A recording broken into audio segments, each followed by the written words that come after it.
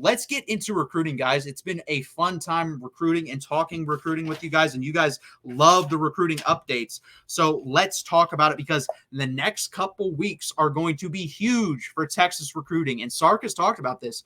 It's nice to go out and recruit as the number 1 team in the country, now the number 2 team, but it's got a lot of momentum behind it. A lot of boosters are starting to get re-engaged with recruiting and put in a little bit more money, so it helps out as well.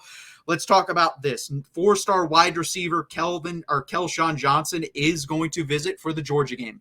Guys, the Georgia game is going to be the biggest recruiting weekend in 15 years for Texas. You're going to have 40 to 50 guys, 2025, 26, and 27 coming for that game, as they should. They showed what is happening that weekend. You have an Eminem concert. You have the F1 race. I think you have a Lady Gaga concert. You have the Texas game. That is going to be an insane weekend just for the city of Austin. Texas needs to win that football game. It's very important to win that game, not just for this year, but setting yourself up for success in the years to come. So, again, Kelshawn Johnson coming in for that game. He fits into this offense very well. Speedster, 5'11", 160 pounds. Not a big guy at all, but those are basically Xavier Worthy measurements. We already have a possession-type guy in Jamie French, and he can do a little bit of do a little bit of everything. Khaleke Lockett, on the other hand, is your go-up-and-get-it wide receiver on the outside. So Kelshawn Johnson melts into this offense beautifully, because you have those two. You'd have him. You'd have Ryan Wingo back. You might have Matthew Golden back. I mean, this wide receiver room would be insane with Kelshawn Johnson. So the 4-star from Texas, let's see if we can flip him, because he is currently committed to Texas A&M. If I had to put a percentage of him flipping from Texas A&M, I think it's coin flip. I really believe that at this point. The way A&M runs their offense, the way Texas runs their offense, and the amount of talent we are going to lose to the NFL, there is room for this guy to come in, get some early playing time, not as much as he would at Texas A&M, but also elevate his draft stock-wise here. Texas A&M is yet to do that for a wide receiver. I don't think they're going to do that in the new offense for a wide receiver.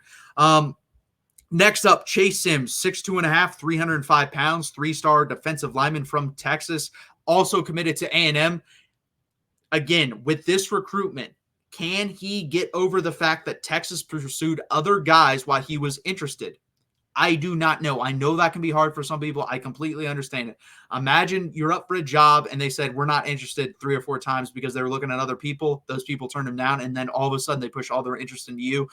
It's hard for your ego to get over that. We'll see if he's able to do that. He's also a legacy commit, so I think that does help a little bit, because his dad may be pushing him towards Texas, and he did like Texas from the beginning. But again, can he get over that? That is a question. I'd love to have him in this class. Another Texas A&M guy who honestly has kind of been new. I have yet to hear this, but it is a thing now.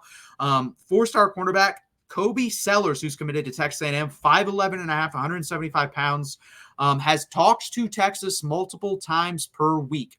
If there is one portion of recruiting which we have not been doing well on, it's defensive back. We lost Aiden Anning to LSU. We lost Cade Phillips to LSU. We don't really have anyone other than Caleb Chester at the cornerback position. Now, do we need people right now at the cornerback position? You're still going to have Manny Muhammad. You're going to have Wardell Mack. You're going to have Kobe Black. You're going to have Warren Roberson, who apparently has been a stud since he stepped on campus. He's doing very well. I do not know if we need a cornerback. Do I want a cornerback? Absolutely, I do. I think it's great to stack great classes, and this is a great player, so I'd love to have him. Very small chance right now, guys. Unless this guy visits, I'm not going to put too much stock into it. He does not have a visit yet, but he is talking to Texas multiple times a week, and we know how this staff is. They will recruit through the finish line. Kevin Wynn, we know this guy wants to be a culinary chef, came to Texas to visited multiple restaurants in the area. He seemed to like Texas. The problem was his family did not make the visit with him. The family has to make the visit. There's very few guys like a Smith or Rogbo where the family doesn't make the visit and he commits to Texas. You got to get him on campus. You got to get him to his family on campus, and you got to try to pitch him hard and get him to commit that day. Georgia is still interested. Obviously, he's committed to Florida State right now. South Carolina is also interested, and I think they're in for a pretty damn good year. So it's going to be very interesting how this recruitment plays out. But those are the 4 schools, obviously, Georgia, South Carolina, Texas, and Florida State, that you got to keep an eye on. Again, the 4-star defensive lineman, 6'2", 320, out of Georgia. So it'd be kind of cool if we could pry him away out of Georgia. Javion Hilson, a guy that decommitted about month and a half, 2 months ago from Florida State. I thought he was going to be coming to Texas pretty soon.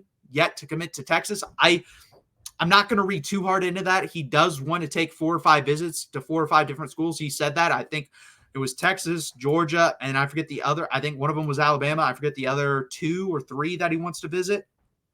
He was going to visit for the Mississippi State game, but because of the hurricane, and obviously he is from Florida, he had to reschedule, and he rescheduled, honestly, for a better week, and I actually like this visit better. I think there's a chance if Texas wins this game that he commits this weekend versus Georgia. I will have that video up and ready for you guys if he does do that, so please hit that like and subscribe button.